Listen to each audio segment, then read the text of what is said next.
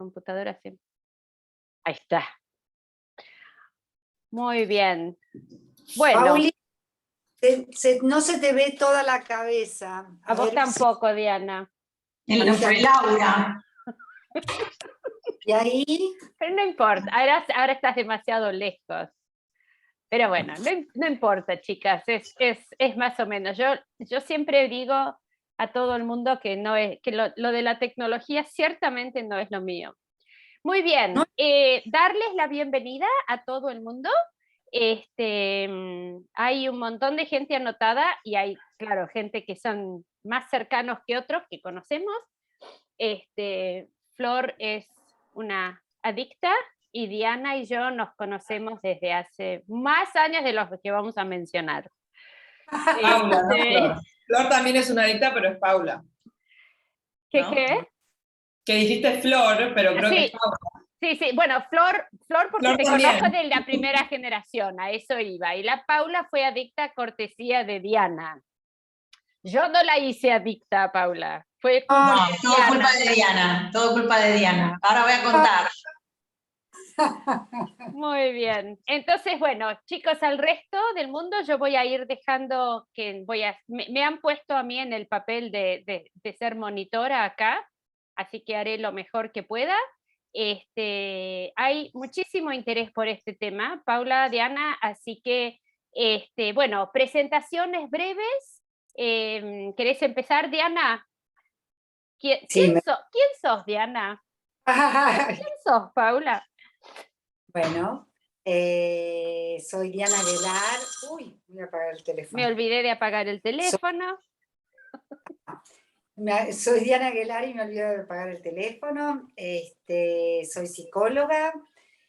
Nos conocemos con Karen hace, como dice, no vamos a decir cuántos años, pero fuimos compañeras de colegio y casualmente nos encontramos en Palo Alto. Yo me recibí de psicóloga en Barcelona, después fui a hacer el máster a Palo Alto y actualmente soy la codirectora de una institución que se llama La Casita, que es para jóvenes y adolescentes. Con trastornos alimentarios y familiares y esas cosas. De ahí el título del webinar. Muy bien. ¿Paula? Bueno, yo soy Paula Hernández, también terapeuta. Y ahí está llegando Rosina, la otra Buenos adicta. Aires, ahí no la veo a Rosy todavía. Ahí llega. Coordino el equipo de Fundación La Casita hace ya algunos años y me formé, toda mi carrera fue de la mano de Diana y Rosina. Las conocí cuando también era ya hace muchos años y hice toda mi formación de la mano de Diana en espacios comunes de Cámara Gesell, con Rosina también supervisando, así que bueno, después les voy a contar también por qué me parece tan importante tener esta formación en terapia estratégica en trastornos de la alimentación, que me aportó a mí en mi carrera profesional. Fantástico. Rosina, ¿querés mostrarnos tu cara 2 minutos o presentarte? Porque Rosina también, yo creo que Rosina no fue la primera en llegar. La primera en llegar a Palo Alto fuiste vos, Diana, y además estuviste todo un año y fue un año maravilloso para todo el mundo. Pero después Rosina estuvo unos cuantos meses también. Me acuerdo, la imagen que tengo de Rosina es paseando en mi jardín. Ahí está Rosina. En mi jardín, en la casita de Sunnyvale. Así que también, más años de los que... ¿Ves? Esta es más acorde, tiene el pelo corto. En fin, hay algo que aprender ahí. En fin. Bueno, y yo soy Karin Schlanger y soy la directora de esta nueva invención, la palabra invención que viene del constructivismo de Heinz von Förster, porque, bueno, yo llegué al MRI a formarme con Paul Václavic y John Wickland y Dick Fish ahí sí les voy a contar, en el 83, así que van para 40 años. Y fue una adicción, porque yo sobreviví mi carrera de una licenciatura en la Argentina, donde no me voy a olvidar nunca yo llegaba a los grupos de estudio y había estado viajando en colectivo durante un montón de tiempo, y una de las cosas que quería, después de viajar 1 hora y media en transporte público, era usar los facilities, quería lavarme las manos, quería poner, y enseguida mi grupo de estudios me etiquetó de obsesivo compulsiva, porque tenía que lavarme las manos. Y yo en su momento pensaba, pero bueno, ok, ¿a qué me voy a pelear? Y entonces, después de 5 años, en el 4.º año de la carrera en la Universidad de Buenos Aires, leímos un libro que para mí fue una soga salvavidas, Teoría de la Comunicación Humana. Y en los primeros 4 capítulos, fíjate, Diana y Rosina hacen así. Sí, yo creo que fue un libro que a mí me cambió la vida, porque en esos 4 primeros capítulos presentan toda esta idea donde se puede ver el mundo desde otro punto de vista. Y entonces yo dije, yo cuando sea grande quiero hacer eso. Y entonces me recibí en diciembre, el Día del Inocente, 28 de diciembre del 82, y para el 10 de enero ya tenía pasajes para venir a trabajar en el MRI. Y fue un poco una casualidad, porque era un día que llovía a cántaros, cuando en California todavía llovía, y yo llegué toda mojada y chorreando en bicicleta al MRI, y la secretaria en ese minuto, la administradora, me dijo, bueno, sí, acá, casualidad. Y entonces, y por suerte había un señor que me tuvo lástima, porque claro, yo era joven y bella, como decía mi amigo turco, el Emre, que también Diana se va a acordar.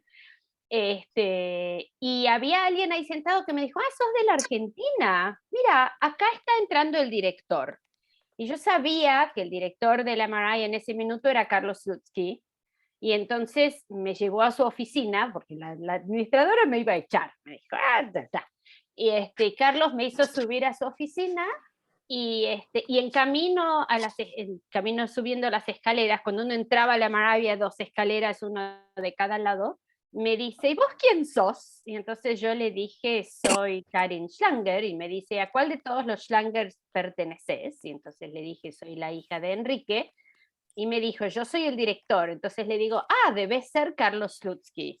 Esa fue mi entrada al MRI, y bueno, nunca me fui porque a partir de ahí Carlos se fue ese año, pero yo me quedé trabajando con el Breathe Therapy Center, sentada detrás del espejo, viendo trabajar a John Wickland, Dick Fish, Paul Václavic y todas sus idiosincrasias, hasta que todo el mundo falleció o se jubiló, y después en el 2019 tenemos un blog. La directora en su momento decidió que iba a vender el edificio, con lo cual el MRI cesó de existir, no existe más como entidad de entrenamiento, como entidad. Hay algunas, es una fundación ahora, entonces lo que hacen es dar puchitos de dinero y acá y allá para hacer investigación, pero como ente de entrenamientos no existe. Entonces, yo sé que en España están usando el nombre, yo sé que en Chile están usando el nombre, no es cierto, el MRI no existe más, pero como yo soy muy testaruda y, para mejor o para peor, un poco idealista, decidí fundar este Breathe Therapy Center, porque me daría muchísima pena que este modelo se muera conmigo. Entonces, de ahí mi entusiasmo por seguir enseñando, básicamente. Entonces, acá estamos para darles una vuelta más con Diana porque hay varios de los webinars estos que ya hemos hecho que están en nuestro canal de YouTube, si quieren ir a verlos, si quieren, no sé bien cómo hacerlo del chat, pero hay un YouTube que se llama Breathe Therapy Center Palo Alto, Breathe Therapy Center MRI, una cosa por el estilo. Ahí están todos los webinars y acá va a estar este también. Así que les doy la palabra.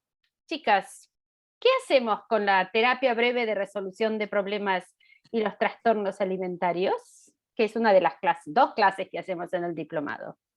A mí me gustaría primero hablar un poquitito de mi llegada a Palo Alto, porque creo que Karen dijo algo que es muy importante. Yo llegué a Palo Alto también en el 83, venía de Barcelona, con una beca Fulbright, y en quinto año tuve la misma suerte que Karen de leer Teoría de la Comunicación Humana, que me cambió la cabeza.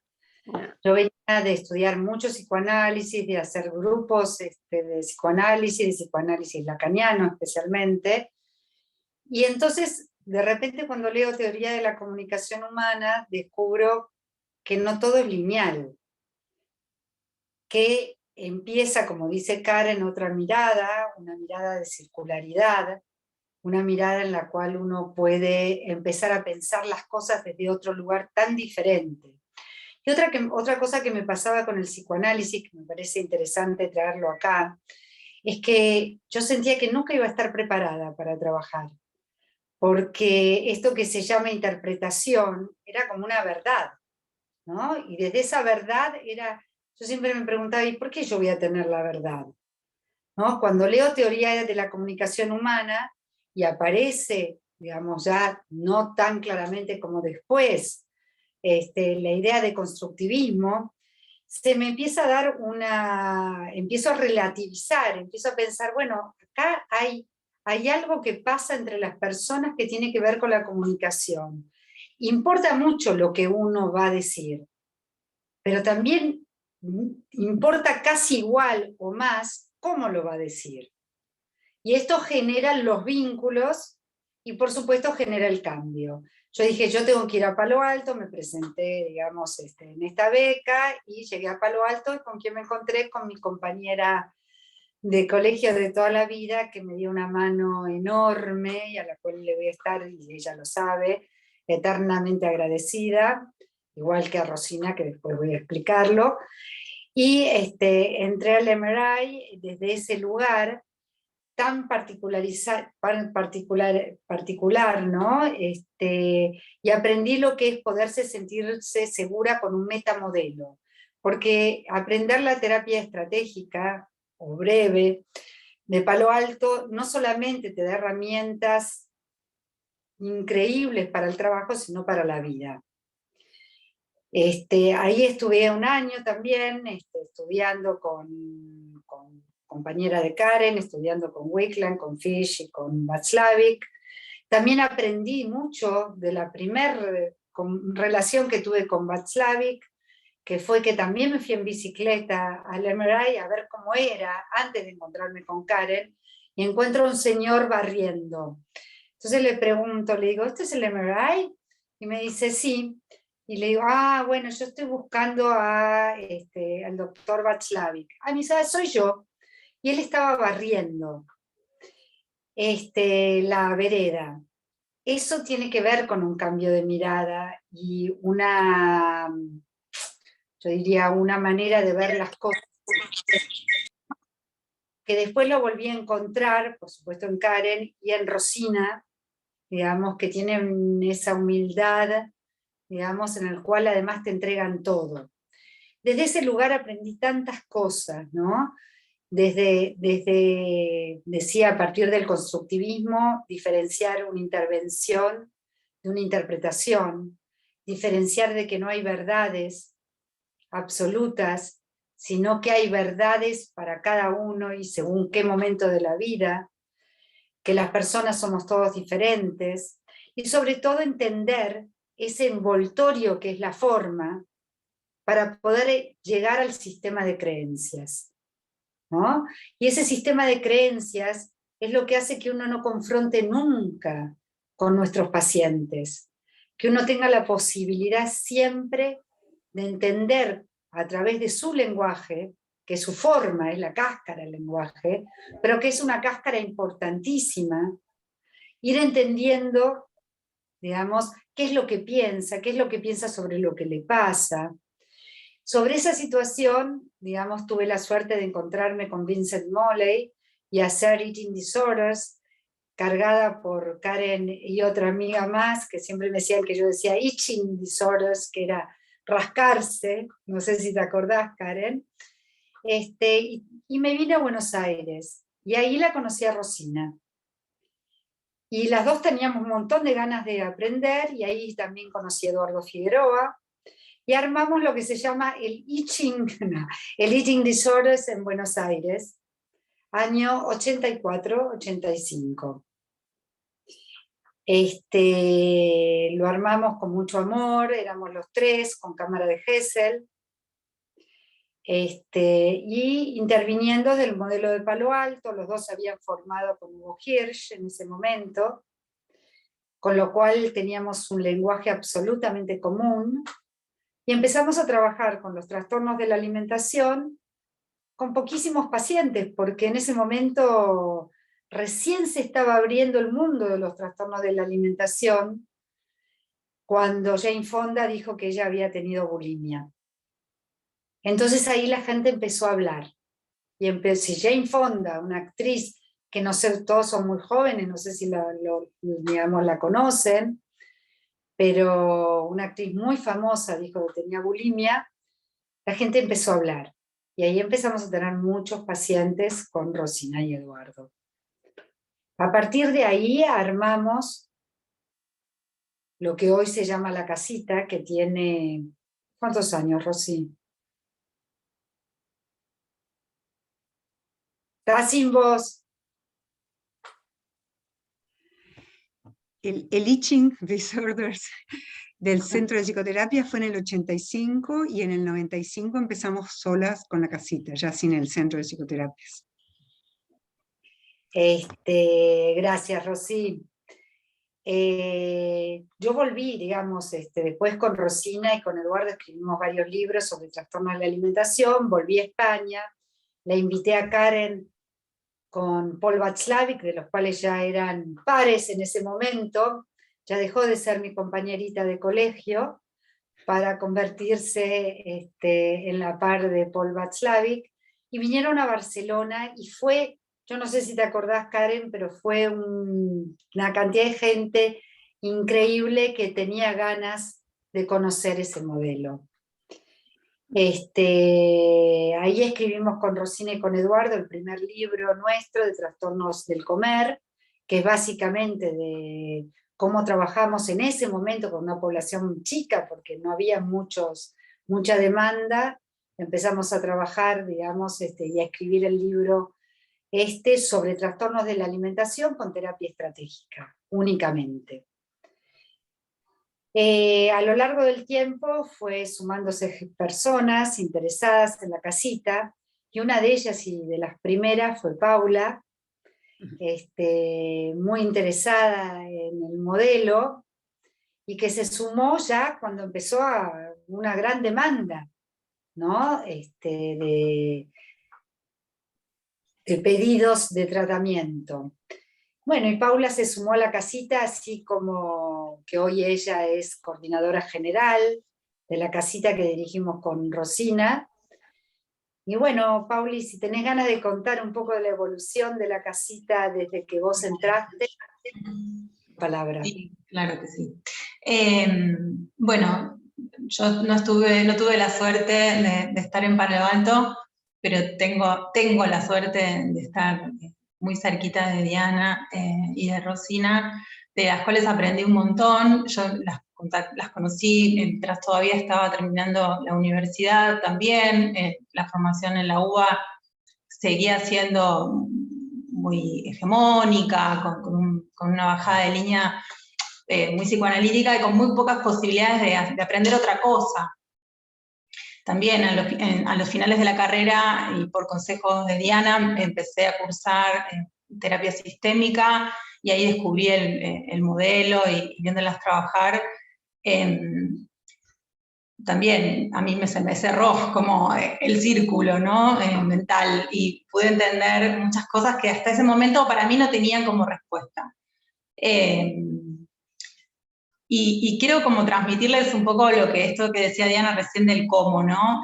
Yo tengo muchos años ya de trabajo en Cámara Gesell, acompañando a Diana y viéndola hacer sus intervenciones, y es donde aprendo cada día lo poderoso que es el lenguaje, ¿no?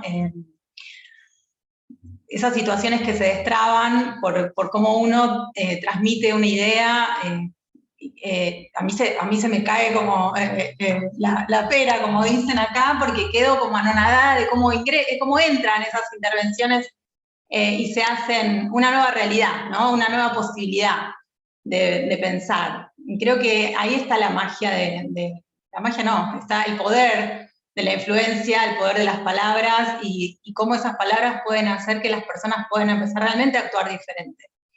Y a salir de círculos viciosos que provocan mucho dolor, sobre todo familias enteras que están atrapadas como en una forma de funcionar. Así que me encanta que estemos hoy hablando de esto y que se pueda divulgar esta manera de trabajo. En la casita somos hoy un montón de profesionales, no solo terapeutas, también hay psiquiatras, hay nutricionistas, hay médicos, que van a lo largo de los años compartiendo también este lenguaje, esta manera de ver la realidad que tenemos como una realidad compleja, donde hay un montón de factores que intervienen de maneras hasta a veces totalmente invisibles a nuestros ojos, pero que sabemos que forman parte de la realidad y del problema. Y las nutricionistas y los psiquiatras y los médicos también pueden empezar a aplicar estas ideas que vamos intentando instalar en los tratamientos para hacer de los procesos, que suelen ser bastante largos, o sea, no son tan breves en el tema de los trastornos de la alimentación, pero sí se hacen, se permite destrabar cuestiones que vienen por ahí de muchos años hacia atrás en las familias. Así que permíteme interrumpirte un segundo, Paula, porque justamente una creencia falsa. A ver, lo de la terapia breve nació porque el Breathe Therapy Center empezó en el MRI en 1965. Entonces, en ese contexto, que era un contexto aún en Estados Unidos muy psicoanalítico, muy de largo plazo, en ese contexto hacer algo donde se proponía que en 10 sesiones se empezara a hacer un cambio en la situación que el paciente traía, eso es lo que nos dio el nombre de breve, porque era breve por comparación a lo que se estaba haciendo. Pero a medida que uno se aleja de ese punto de inserción en el 66, yo lo que digo es que no es, lo de la brevedad no termina siendo lo importante, es esta mirada diferente que permite destrabar situaciones. Y entonces, en las 10 sesiones que hacíamos nosotros en el MRI detrás del espejo, lo único que hacíamos era provocar ese cambio mínimo para que después el resto del mundo pudiera seguir evolucionando, ¿no? Entonces, en este momento, por eso que yo lo que he estado tratando de hablar es de una terapia breve de resolución de problemas, para diferenciarnos del resto de las terapias breves, porque hay terapias breves psicoanalíticas ahora. Entonces, tenemos que diferenciarnos o sea, que la brevedad es un nombre que nos cayó un poco de arriba en el 66, pero sí, claro, hemos evolucionado. Pero lo importante acá era también lo que mencionó Diana, es que es una forma distinta de ver el mundo. Y entonces, y las palabras, para retomar un poco lo que estabas diciendo, esa cáscara de alguna manera, es lo único que tenemos. Es lo único que tenemos. Y entonces, por eso que es tan importante utilizarlas con cautela, con premeditación, que es realmente, a ver, no es casualidad que nuestro emblema es el caballito de ajedrez, porque es el único que no se mueve en líneas rectas sobre el tablero, ¿no? Entonces, el cuidado de cómo se hace, la brevedad termina siendo secundaria, así que perdón por la interrupción, me callo. No, al contrario, me parece que es justamente lo que nosotras queremos transmitir también en las clases del máster, ¿no? Que hay procesos y hay procedimientos que sabemos que son importantes de realizar en los trastornos alimentarios. Por ejemplo, sabemos que es muy importante que un paciente recupere peso.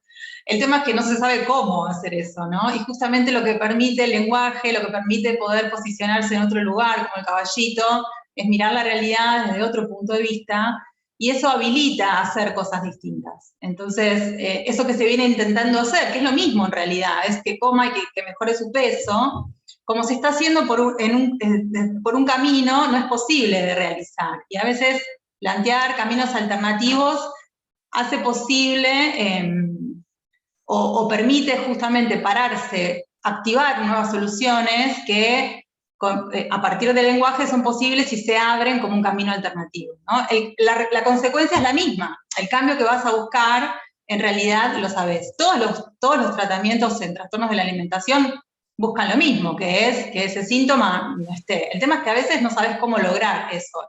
Y lo que a mí me aportó la terapia estratégica es justamente ese cómo, ¿no? Cómo poder destrabar esos procesos donde uno intenta siempre lo mismo, pensando que eso va a llevar a algún otro lugar. Una mirada de afuera, la cámara Gesell es muy importante también para los profesionales, porque nosotros también somos parte del sistema cuando nos trabamos, sobre todo, y creo que la cámara Gesell nos permite tener una mirada mucho más amplia, y las supervisiones también. Bueno, ¿quién nos va a contar cómo empieza una relación con un cliente que acaba de llegar, por ejemplo? Pauli, hoy. Bueno, yo cuento una y vos contás otra. Hay distintos canales de llegada. En general, la motivación es muy distinta y es muy fluctuante, depende del momento en el que esté la persona en su proceso, ¿no? Son patologías que tienen que ver con el control, o son situaciones, acá van a ver todas las teorías que atraviesan mi cabeza, son situaciones que muchas veces se perpetúan en función del control.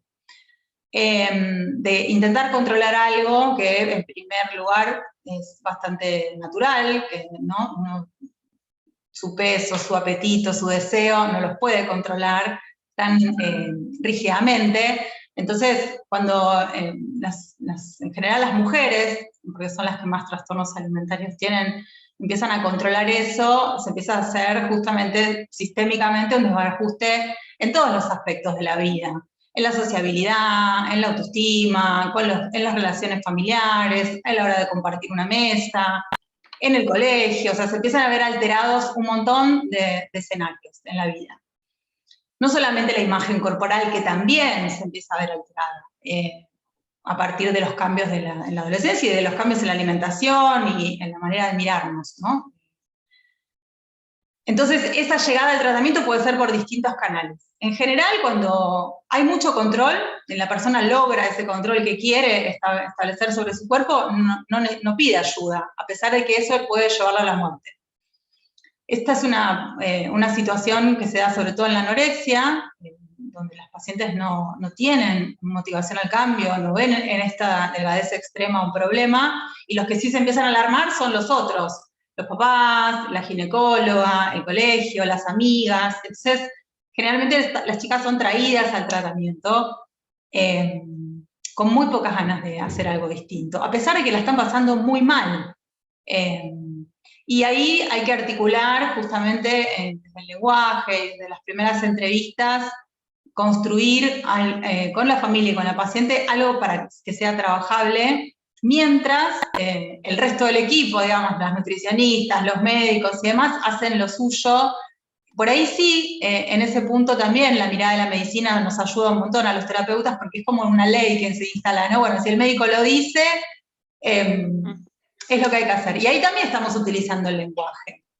En cada una de estas intervenciones, que bueno, con los años fuimos como por ahí aprendiendo cómo y cuándo, hay la utilización de la realidad y del lenguaje sobre esa realidad, un recurso para el cambio. No sé, Diani, si querés agregar algo respecto de los tratamientos, cómo llegan las chicas a la consulta. Es muy importante porque en general, digamos, son chicas y adolescentes y jóvenes con baja motivación. Entonces ahí es donde entra, digamos, el modelo absolutamente a full, que es, como muchos de ustedes deben saber, lo primero que hacemos con este modelo es crear, digamos, ponernos en común para crear un problema trabajable, ¿no? Y muchas veces el problema trabajable, que nosotros lo vemos clarísimo, la chica está en bajísimo peso, para la chica eso no es, digamos, no hace ruido. Sin embargo, nosotros sabemos, digamos, desde los trastornos de la alimentación, que lo primero que hay que hacer, digamos, es aumentar de peso para que su pensamiento sea más claro. Porque cuando hay bajo peso, y esto lo traigo, digamos, rápidamente, pasan un montón de cosas, no solamente psíquicamente, sino físicamente. Psíquicamente, esto que decía Karen, que le decían que era un trastorno obsesivo, que no lo era porque se quería lavar las manos, sin embargo Karen es muy meticulosa y por eso le va tan bien con las palabras y con el lenguaje. Pasa que tienen ideas muy obsesivas todo el tiempo. Entonces no pueden dejar de pensar y lo primero que piensan es que la comida es veneno. Entonces ese es el primer lenguaje con el que tenemos que trabajar. Si nosotros no entendemos que para ellas en su cabeza, digamos, y en su construcción de la realidad, la comida es veneno, y ahí ya no las estamos entendiendo. Entonces ahí vamos a hacer agua. Y esto se llama, digamos, si vamos a volver a la motivación, es lo que en terapia estratégica se llama maniobrabilidad. O sea, si nosotros partimos de la base de lo que muchos padres les dicen, che, pero comé, ¿qué te cuesta? Si es tan fácil.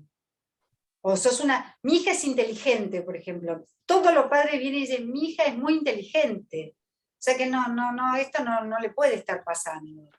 Hasta que nosotros podemos explicarles a los padres y a las chicas, sobre todo a los padres, a través de un psicoeducativo que hay en la casita para padres, que no se trata de un problema de inteligencia, que se trata de un problema de desnutrición, como es en la anorexia, ¿no?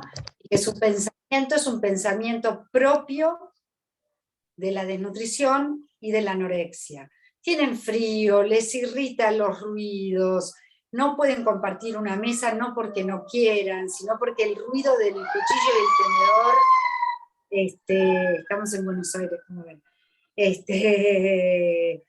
el cuchillo y el tenedor les molesta muchísimo. Ahí hay lenguaje.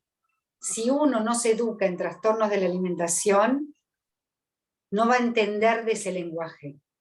Esto es lo primero y lo más importante, con lo cual no se va a poder trabajar con los pacientes. ¿Qué es lo que nos llegan muchas veces pacientes a la casita diciendo, sí, yo vengo de hacer terapia hace 8 años. ¿Hace cuántos años tenés este problema? 8. Ah, ¿y lo hablaste con tu terapeuta? No, nunca. O sí, se lo dejé, pero nunca le dio importancia. Entonces trabajan con una irritabilidad, trabajan con una obsesión, trabajan con temas que serían fácilmente descartados, eso no quiere decir que después queden otras cosas, fácilmente descartados, entendiendo que esto es propio, digamos, de un trastorno de la alimentación. Con la bulimia pasa algo muy distinto. Con la bulimia entran con más motivación. ¿Por qué? Porque para ellas la bulimia es disruptiva, porque como decía Paula hace un ratito, no logran lo que ellas quieren lograr, que es bajar de peso. Con lo cual ellas en realidad su fantasía, y también es lenguaje esto, es que la casita las va a ayudar a bajar de peso. Con lo cual esto no es así. Con lo cual ellas también entran con un psicoeducativo para chicas y para padres en distintos momentos, donde en realidad se las psicoeduca, pero se las psicoeduca con esto que llamamos el papel del caramelo, que puedan entender qué les pasa a las chicas desde un lenguaje que para ellos sea común. Si vos a un padre le decís, y tu hija, suponete, está nerviosa, o tu hija está irritable, o no puede dormir, o tiembla, o hace calor y usa 3 pulóveres, y se obsesiona con el estudio, y yo, ¿cómo sabés? ¿No? Como si estuviéramos descubriendo América. Y en realidad les llama mucho la atención que uno sepa acerca de digamos, lo que les pasa, y esto nos acerca mucho y nos da maniobrabilidad. Pauli, ¿querés seguir vos? Yo quiero agregar una cosita acá, que es el concepto de cliente, justamente, porque está totalmente unido a lo de la maniobrabilidad. Vos estás hablando de manera muy, o están hablando de manera muy, así como quien no quiere la cosa, de quién está sufriendo más en esta situación. Con la anorexia, como decías, Paula, es muy a menudo otra persona. Y entonces, pero es esa persona justamente la que nos está abriendo la puerta para entrar al sistema, donde la paciente todavía no. Entonces, de alguna manera, pero nos encontramos a menudo que la gente que sufre apunta a la persona que es la portadora del síntoma, por hablar un lenguaje común, entonces, de alguna manera, lo que está describiendo Diana en términos de maniobrabilidad es establecer credibilidad con la persona con la que vamos a tener que trabajar y, por lo tanto, hacerla sentirse que alguien la escucha, por fin, y que, por lo tanto, vamos a tratarla con el respeto que esta enfermedad merece y que estamos de su lado, que no nos tiene que explicar nada porque sabemos y que vamos a escucharla. Y claro, después de haber visto X cantidad de casos y de situaciones parecidas, uno empieza a saber esto que parece magia que está diciendo Diana, de, ay, ¿cómo sabías lo de los 3 pullovers? ¿Y cómo sabías lo del ruido? Bueno, porque en algún momento no es not our first rodeo, como se dice en inglés, ¿no? No es la primera vez que estamos en esta situación. Pero entonces lo que tenemos que hacer es convertir a la cliente a la chica esta en cliente para que se ponga a trabajar. Porque la gente con la que interactuamos tienen que trabajar ellos también. Porque de última nosotros nos vamos a casa con nuestros propios problemas, pero ellos se vuelven a su casa con ese problema. Y entonces, ¿cómo hacemos para que nos ayuden a remar en este bote en el que estamos? Porque solos, como profesionales, no podemos remar.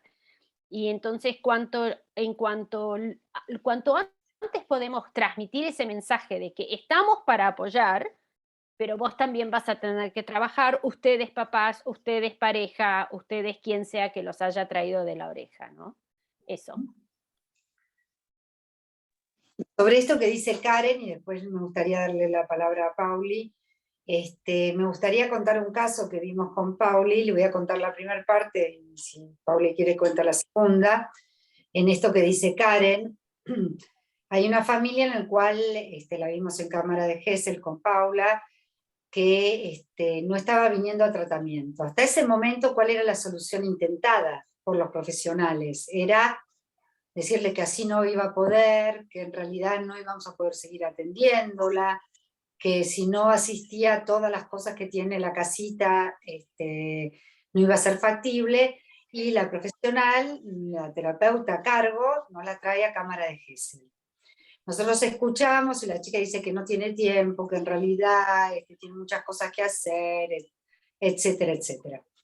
A lo cual nosotros, si siguiéramos la solución intentada, hubiéramos hecho lo mismo que los demás profesionales, es empujar, ¿no? Y esto que dice Karen es importante, empujar más que ellos, y decirles tienen que venir, y entonces llamarlas por teléfono 10 veces antes de la hora.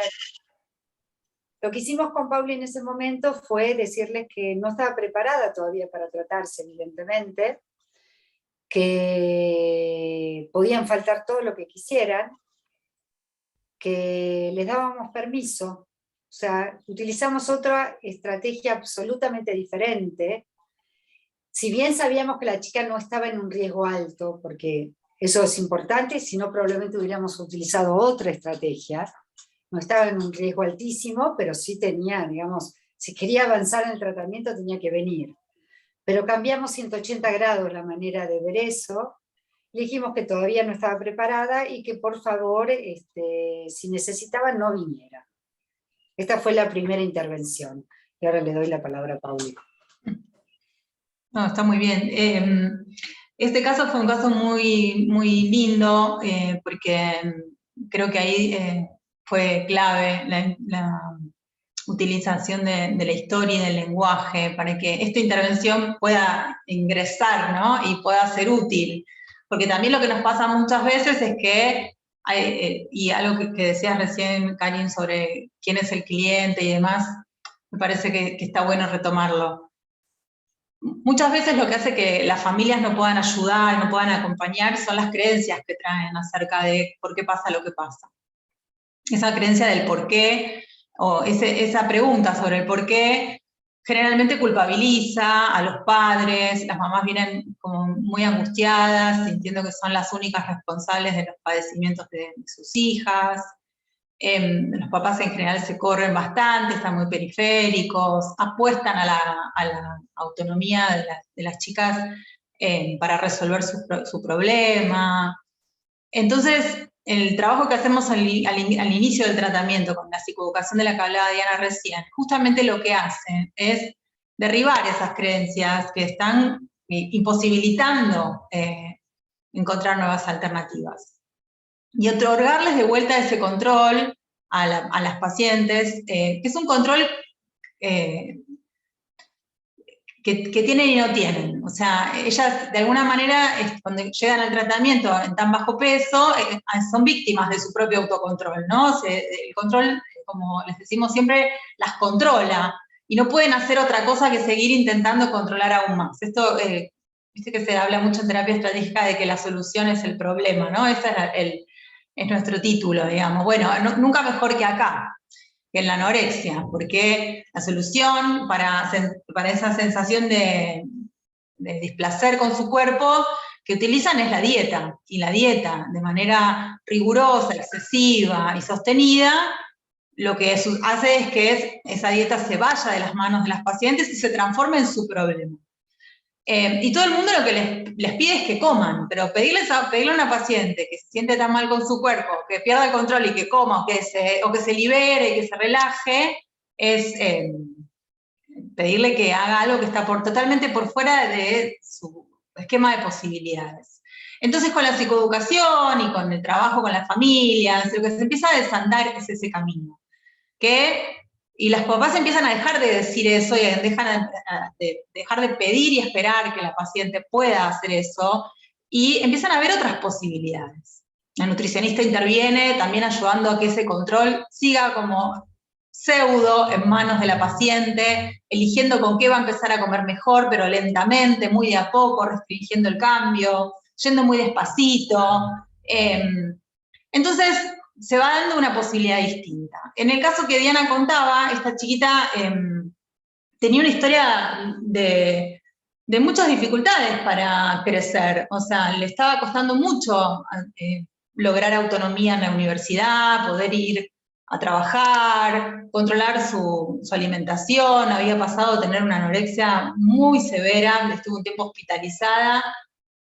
Cuando hizo la consulta en la casita, la derivamos a una internación porque estaba en riesgo, en mucho riesgo. Después ese trastorno pasó de ser un trastorno restrictivo a ser un trastorno por atracón. Entonces había muchos atracones diarios. Esto pasaba mucho en los trastornos alimentarios. Y la mamá, y mucha desorganización en su vida, y había detrás una historia de abuso muy fuerte. Y muy histórico, y desde que la paciente era muy chiquitita. Con lo cual, la única persona con la que contó siempre fue su mamá. Y me acuerdo que la mamá vino a esa sesión, otra de las veces que yo, como dije hoy, se me cae la pera cuando la escucho a Diana intervenir. Tengo esa suerte de tenerla cerquita, y la mamá se quejaba de que la paciente le usaba la ropa y le usaba las medias y que dejaba todo tirado y qué sé yo. Entonces Diana le dice, bueno, que le iba a pedir que en esta semana le diera todo, la dejara usar toda su ropa, todas sus cosas, hasta las bombachas. La mamá se quedó como atónita, no podía creer lo que estaba escuchando de una terapeuta. Pero esa intervención estaba perfecta y entraba, porque de lo que veníamos hablando justamente era de que ellas dos estaban demasiado juntas, porque se tenían solo la una a la otra, y que todavía no estaban preparadas para poder separarse, y que para poder hacer eso primero tenían que sentir que podían estar todos los juntas que necesitaban, ¿no? Entonces, le pidió a la paciente también que usara toda la ropa de su mamá, que aprovechara este momento en el que la tenía y que podían estar juntas para no ponerse ningún límite a eso.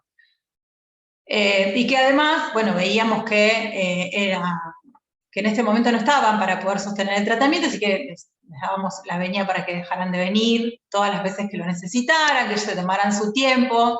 Y uno se da cuenta cuando entra una intervención, como decimos nosotros, porque hay una respuesta del otro, ¿no? Que esto lo vemos mucho en las clases que está buenísimo, Karin, el siguiente nivel del máster, desde el diplomado, el técnico en terapia breve, el trabajo con la comunicación y con las interacciones, ¿no? Y cómo es la respuesta del paciente a la intervención, nos da a nosotros un feedback y la posibilidad de seguir por ese camino o cambiarlo de nuevo, ¿no? Que no hay una intervención que sirva, sirven tanto, el otro tiene una respuesta.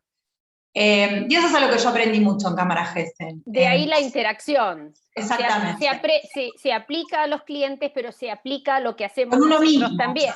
Nos corrige el movimiento, exactamente. Bueno, nos da un norte al cual tenemos que llegar, y eso no, en general no es una línea recta, sino que es un poco como yo hago mucho este movimiento, ¿no? Como de líneas, de curvas que van elongándose, pero tiene que ser una cosa recursiva, sistémica y de escucha con orejas de elefante.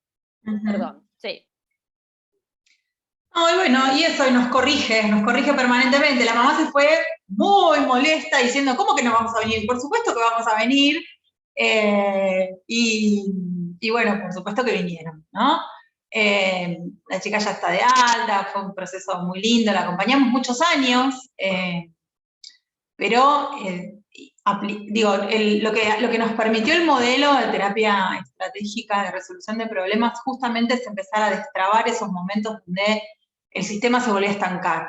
Nosotros el equipo, quiero decir, la familia, el vínculo, la adolescencia, ¿no? Por momentos aparece esta necesidad de una mirada que abra, ¿no? Nuevas posibilidades.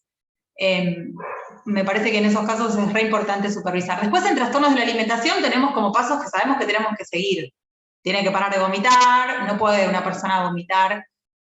A mí también me ha pasado, como decía Diana recién, de recibir pacientes que vomitan 3-4 veces por día hace 5 años y van a terapia 3 veces por semana a hablar. Y uno sabe que está en riesgo su vida, ¿no? Que es una menor de edad, que está vomitando y que se puede morir. Entonces, hay cosas que hay que hacer, hay cosas que hay que frenar, porque hay una responsabilidad ética también, ¿no? Y para eso nos sirve un montón aplicar este modelo, para poder trabajar con los síntomas desde un lugar distinto, permitiéndonos intervenir, digo, ¿no? No es una posición neutral la nuestra, es una posición activa, que creo que también a mí me hizo mucho sentido cuando descubrí el modelo, que esa posición neutral de un saber no me daba la tranquilidad, era demasiada responsabilidad, creo, y ahora me siento más activa, más parte del trabajo con las familias y más, en una manera más simétrica. Diani, ibas a hablar. Quería agregar algo a eso que vos dijiste, Pauli, o sea, y que dijo Karen, pero que sobre todo tiene que ver cómo nos damos cuenta si una intervención está entrando o no está entrando. ¿Qué quiere decir?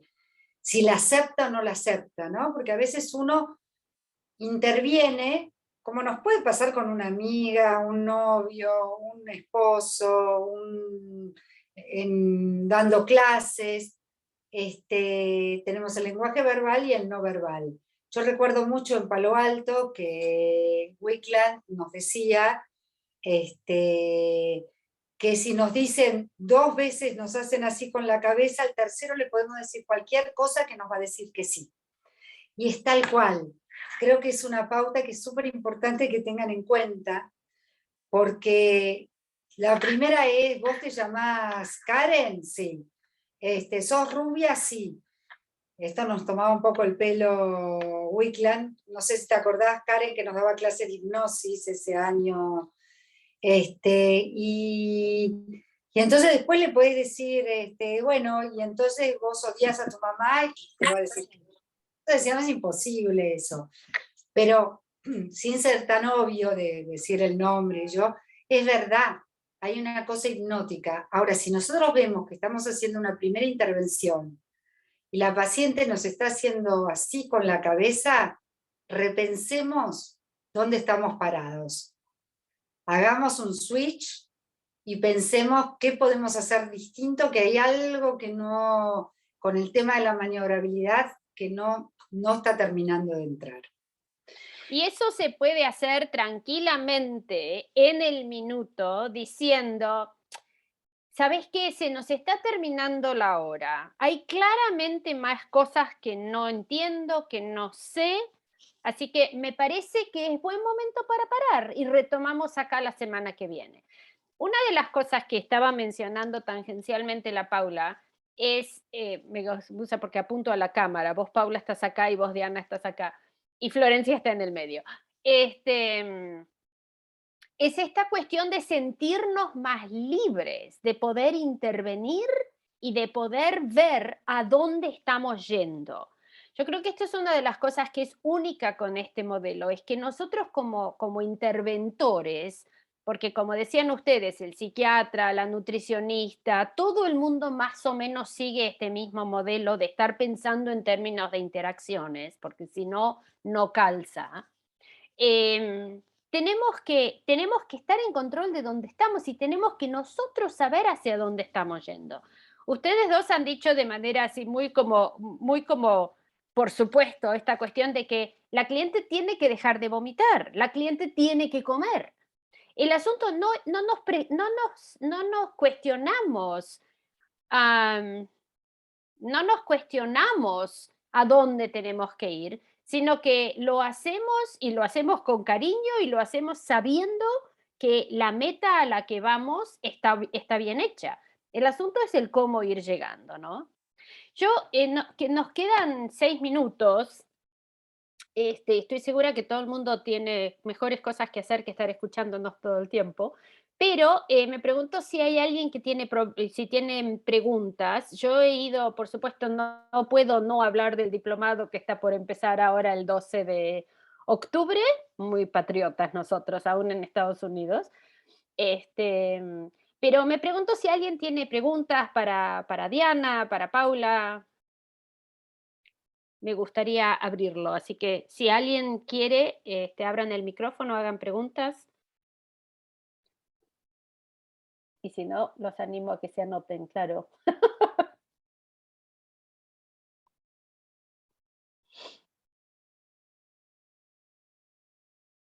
Están todos muy mudos. Hola, buenas tardes. Hola, Verónica. Bueno, un gusto. Yo fui compañera de Paula en el CPP hace mucho. Pero, hola, Verónica, ¿sabes que no estaba sé, leyendo tu nombre y digo, Verónica, Tabela? Sí, sí, fui compañera tuya del CPP hace mucho. Un gusto verte por acá y también he hecho cursos en la casita. No, estaba pensando mientras hablaba del caso de Diana antes, que de alguna manera es esto de que use la ropa, ¿no? De esto que le decías, que use la ropa de la madre. Pensaba en esto de la prescripción del síntoma, ¿no? O sea, claro. cuando uno prescribe el síntoma, justamente buscando, y el lazo con esto de la teoría de la comunicación humana es espontáneo, no se puede, digamos, ¿no? O sea, estás prescribiendo algo. Y muchas veces realmente es increíble cómo funciona eso, ¿no? Sí, ahora, no todos los casos de trastornos de la alimentación son prescripción del síntoma, claro. Estoy queriendo retomar lo que estás diciendo, Verónica, porque desgraciadamente hay gente que están enseñando este modelo, sobre todo en Europa, donde dicen, si el cliente dice esto, usted responda esto. Si el cliente dice esto, usted conteste esto. Y esto no se puede protocolizar de esa manera porque cada caso es su mejor explicación. Sí, van a haber patrones que se repiten, pero tenemos que escuchar y la prescripción de que esta chica pueda usar toda la ropa de la mamá tiene que estar enmarcada en esto es la mejor forma de ayudarla a su hija de una manera diferente, porque la señora tiene que decir esto a que le usen la ropa. Claro, desde ya. Yo lo que quiero, yo no soy especialista en trastornos de la alimentación, No. Sí, tengo formación en el modelo, estudié acá con Martín Weinstein, que es el representante, digamos, se llama la Fundación Gregory Bateson, que llevaba gente también a Palo Alto. Yo no pude viajar, pero sí tengo formación en el modelo, trabajé en el CPP que trabajan con este modelo, y sí en algún momento he recibido muchos pacientes que vienen por otros motivos de consulta y termina derivando el tema que tienen un trastorno de la alimentación. En un momento me llegaban muchos adolescentes que terminaban teniendo síntomas de trastorno de la alimentación, y bueno, yo por eso hice cursos en la casita, leí los libros de Diana y Rosina, y más o menos porque tenía que tener algunas herramientas, si bien después terminaba derivando, ¿no? Pero son casos muy complejos realmente que tienen una complejidad que sí, evidentemente hay que tratarlos interdisciplinariamente, con un equipo, etc. Son casos para mí muy complejos, sí, desde ya. Bueno, anotate en el diplomado y te vamos a enseñar cómo manejar esos casos complejos con otras situaciones. Sí, no sé dónde está la información. Ahí te la puse en el chat, diplomadobtc.com. Dale, ahí Eso, me pero voy a empezamos fijar. pronto. ¿El 12 de octubre? El 12 de octubre, pero hay que anotarse un poquito antes. Vamos a cerrar las inscripciones el 10, así que... Ahora entro al chat, a ver. Sí. Gracias. Si puedo agregar algo más de mi lado de apasionada de los trastornos alimentarios, que escucho un montón, ¿no? Como esto de, qué difícil, estás re loca, ¿cómo te vas a especializar en eso? No hay cura, son muy complicados, ¿no? Y digo, sí, son re difíciles, pero un poco también lo que dice Karen, digo, cada caso es su mayor... mejor explicación. Su mejor explicación. Hoy en los trastornos alimentarios pasa lo mismo, y te encontrás enfrente, no con una anorexia rígida, que no podés hacer nada, ¿no? Entonces digo, está buenísimo, sobre todo por también la demanda que hay de casos, lamentablemente, pero que nos arriesguemos a estudiarlo, a tener pacientes que tengan trastornos alimentarios y que nos demos cuenta que se recontra puede curar. Yo digo, con esta mirada en particular, Florencia. Sin duda, obvio, bueno, Dada, es que es verdad, porque lo que pasa es que todos estos lugares donde es, si hacen esto, hagan esto, si hagan esto, la rigidez es el enemigo de estas situaciones complejas. A eso es lo que voy. Ya. Sí.